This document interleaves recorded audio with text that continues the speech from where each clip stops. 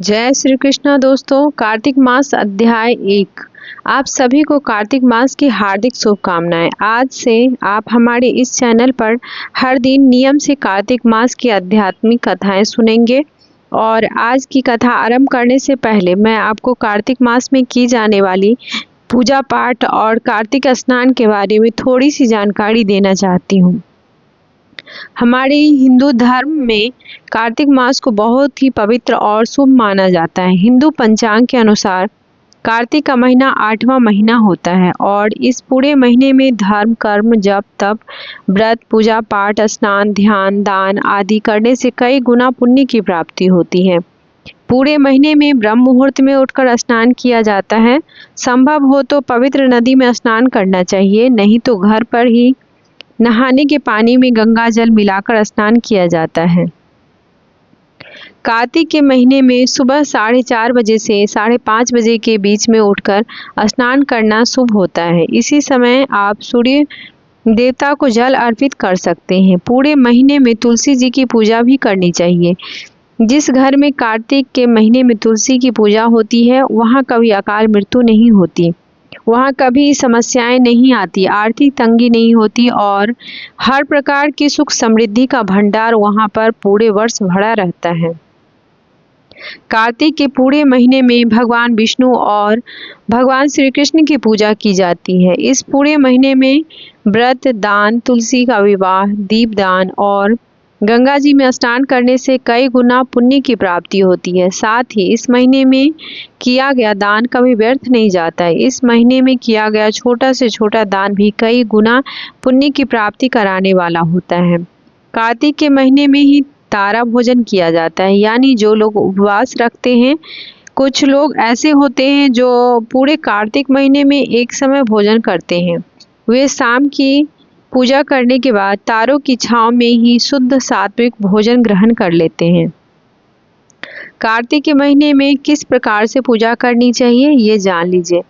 सुबह जल्दी उठकर स्नान आदि से निवृत्त होने के बाद आप तुलसी जी की पूजा करें। तुलसी जी के पौधे में नियमित रूप से जल अर्पित करें। कुछ विशेष दिनों को छोड़कर, जैसे कि रविवार, एकादशी या ग्रहण वाले दिन को छोड़कर आप तुलसी जी के पौधे में जल अर्पित करके दीपदान भी किया जा सकता है। तुलसी जी की परिक्रमा करनी चाहिए। कार्तिक मास महात्म का पाठ रोज पढ़ना या सुनना चाहिए। पूजा करते समय भगवान विष्णु की पूजा करें। अपने सभी आराध्य देवी देवताओं की पूजा करें। धूप दीप जलाएं और एक दीपक आपको अपने घर के मुख्य द्वार पर भी जलाना चाहिए। कार्तिक के महीने में जो लोग तारा भोजन करते हैं उन्हें पूरे दिन निराहार रहकर व्रत रखना चाहिए और शाम के समय तारा निकलने के बाद तारों को अर्घ देने के बाद ही शुद्ध सात्विक भोजन करना चाहिए। इस पूरे महीने में अपनी सामर्थ्य के अनुसार ब्राह्मणों को भोजन कराकर उन्हें दान दक्षिणा देकर संतुष्ट किया जाता है। और कार्तिक मास में अंतिम दिन यानी कार्तिक पूर्णिमा के दिन व्रत का उद्यापन किया जाता है। जो लोग पूरे महीने उपवास नहीं कर सकते वे इस महीने में पड़ने वाले विशेष दिनों में भी उपवास रख सकते हैं। कार्तिक मास की अमावस्या या पूर्णिमा को भी आप उपवास करके अंतिम दिन व्रत का उद्यापन कर सकते हैं। उद्यापन वाले दिन आपको 5-5 की मात्रा में कोई भी सामग्री दान करना चाहिए, जैसे 5 घड़े, 5 सुराही, 5 वस्त्र, 5 तरह के फल, 5 तरह के अनाज।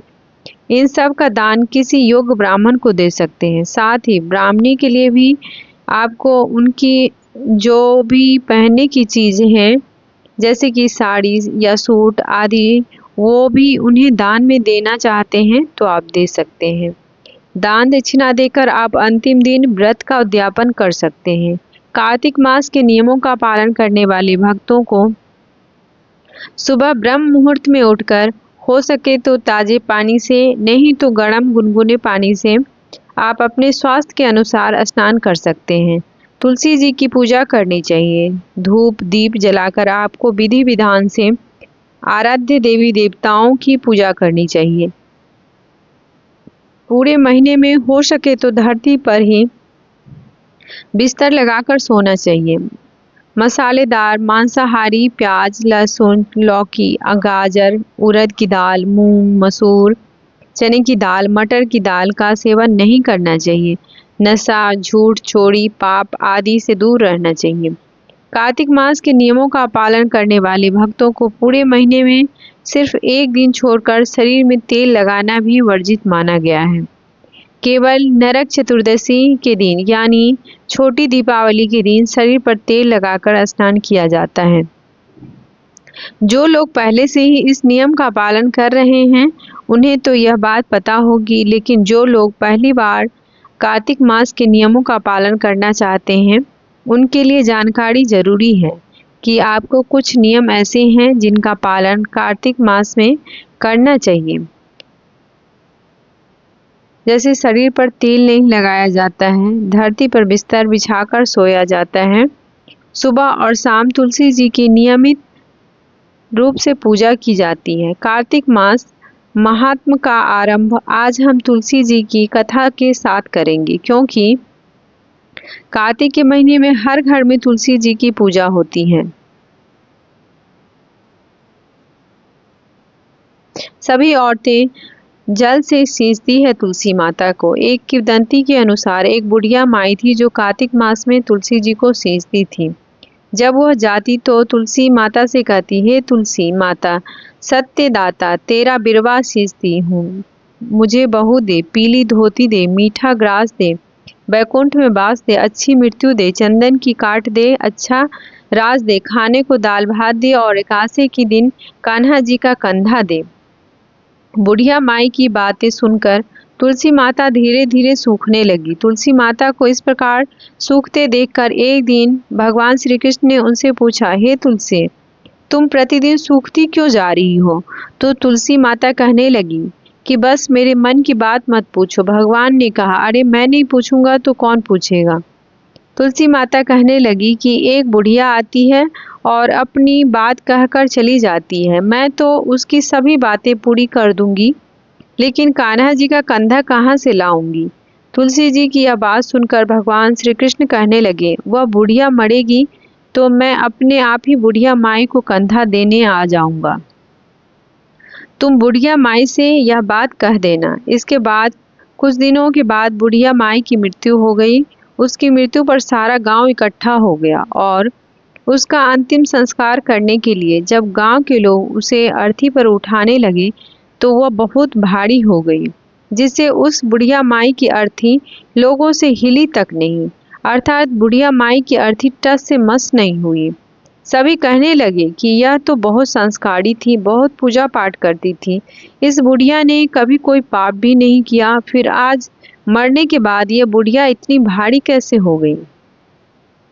बूढ़े ब्राह्मण के वेश में भगवान श्री कृष्ण वहां पे आए और कहने लगे, अरे यह भीड़ कैसी है?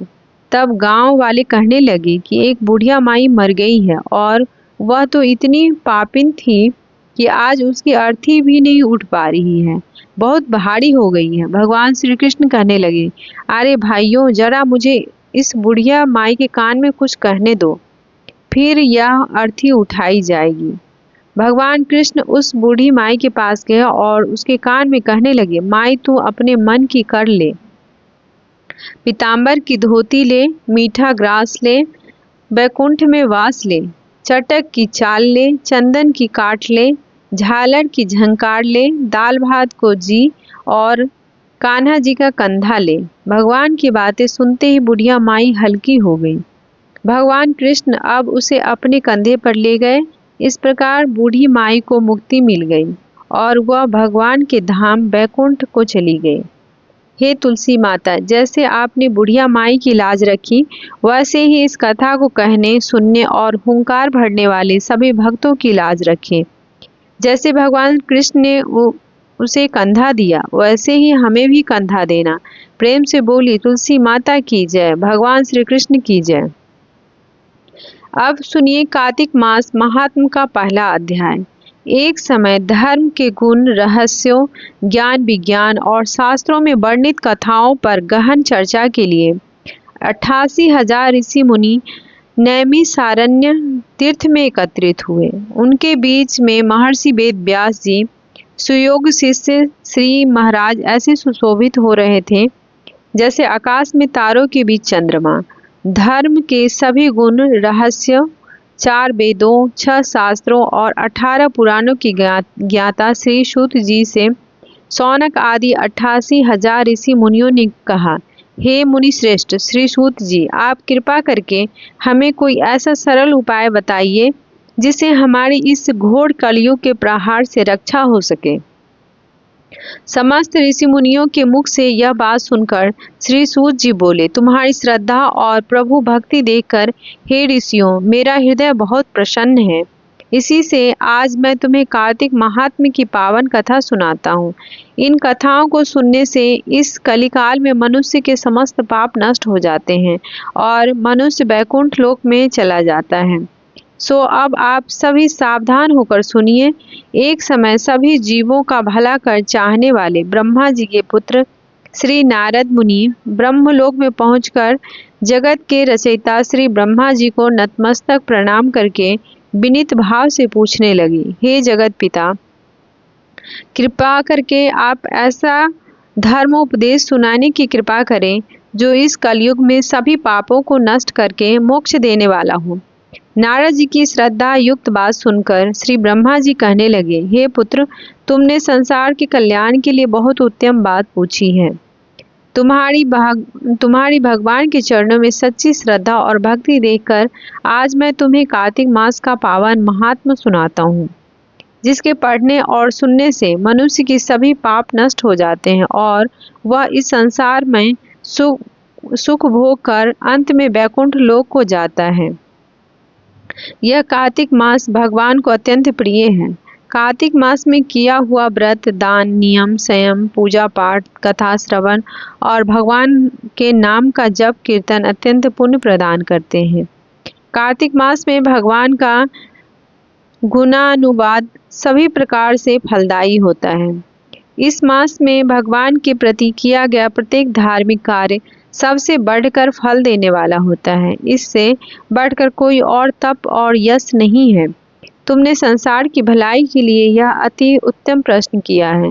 सो अब मैं कार्तिक मास की पुण्यदायिनी महात्म्य कहता हूँ और तुम श्रद्धापूर्वक ध्यान से सुनो। कार्तिक स्नान करने वाले मनुष्यों को प्रातः काल ब्रह्म मुहूर्त में उठकर सोच आदि से निवृत्त होकर 12 अंगुल लंबी सुगंधि युक्त वृक्ष की दातुन करनी चाहिए।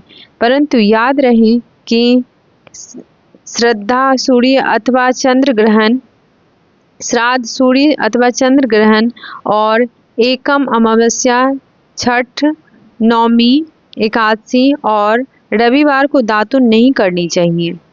जिस दिन दातुन नहीं करनी हो उस दिन पानी से 12 बार कुल्ला करके मुख को खूब साफ कर लेना चाहिए।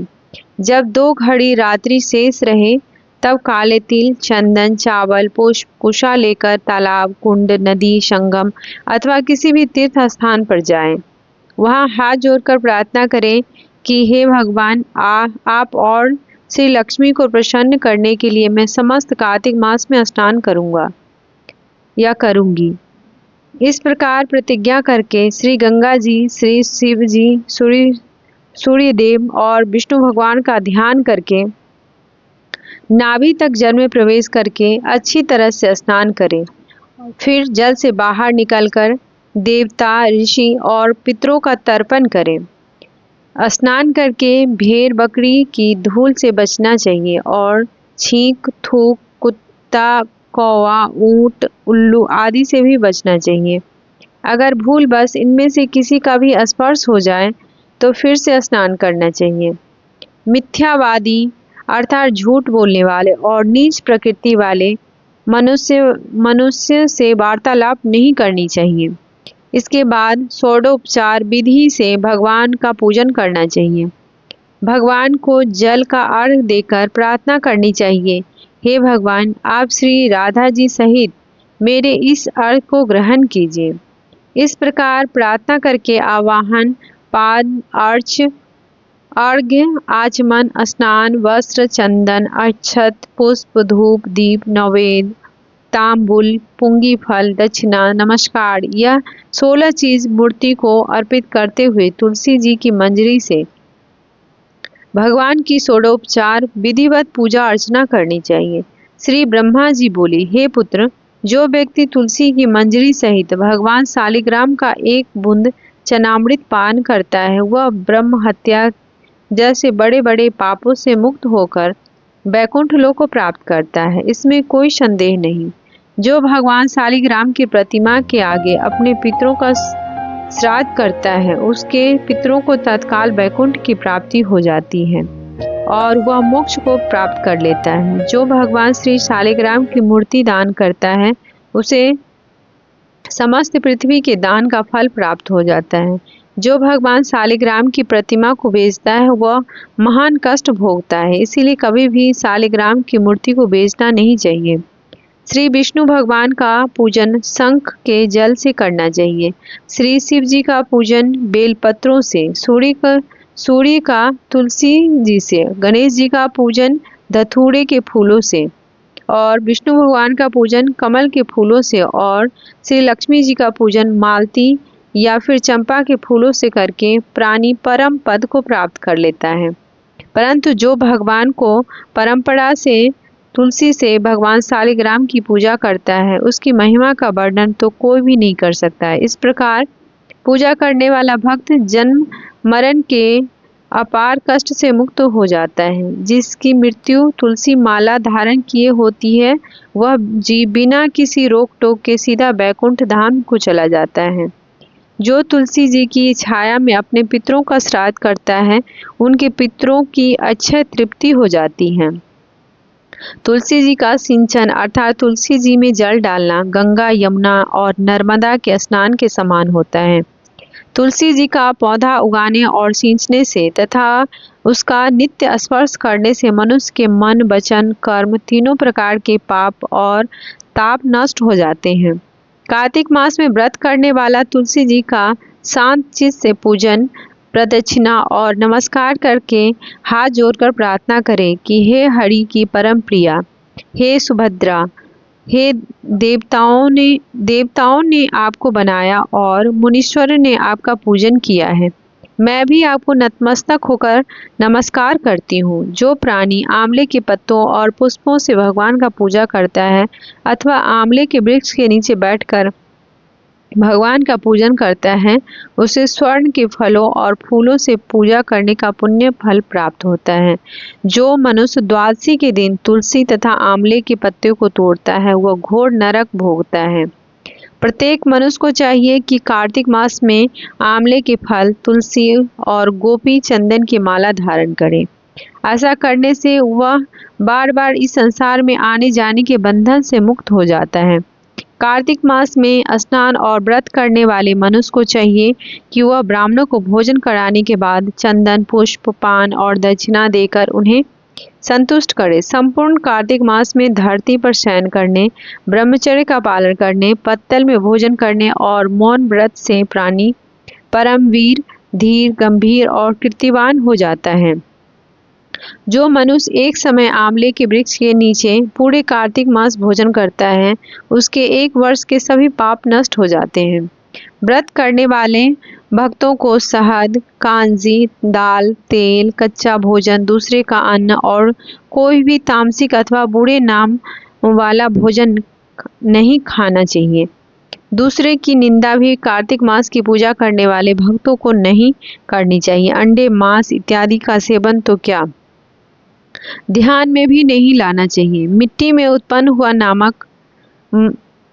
नमक, मसूर, बासी भोजन, तांबे के पत्र में डाला हुआ दूध इत्यादि ये सब मांस के समान ही माने जाते हैं।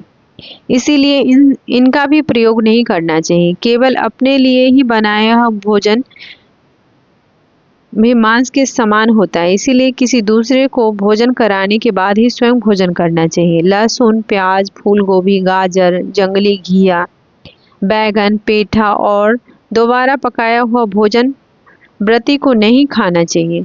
राजस्वला स्त्री और पाखंडी आदि से भूलकर भी बातचीत नहीं करना चाहिए। एकम को पेठा, दूज को बैगन, तीज को गोभी का फूल, चौथ को मूली, पंचम को बेल फल, छठम को कलिंदा, सतमी को आंवला, अष्टमी को नारियल, नौमी को जंगली घिया, दसवीं को परमल, एकादशी को बैर, द्वादशी को मसूर, त्रयोदशी को पान, चतुर्दशी अमावस्या और पूर्णिमा को किसी भी फली या साग भूलकर भी नहीं खाना चाहिए। जय जय श्री हरि विष्णु। आज का यह वर्णन समाप्त हुआ। इसके आगे का वर्णन आप अगले अध्याय में सुनेंगे। उम्मीद करती हूँ यह वीडियो आपको पसंद आई होगी। अगर यह जानकारी पसंद आई हो तो कृपया वीडियो को लाइक करके हमारे चैनल को अभी सब्सक्राइब करें और बेल आइकन दबाना मत भूलिएगा। मिलते हैं दूसरे अध्याय के साथ। तब तक के लिए जय श्री कृष्णा, राधे राधे, धन्यवाद।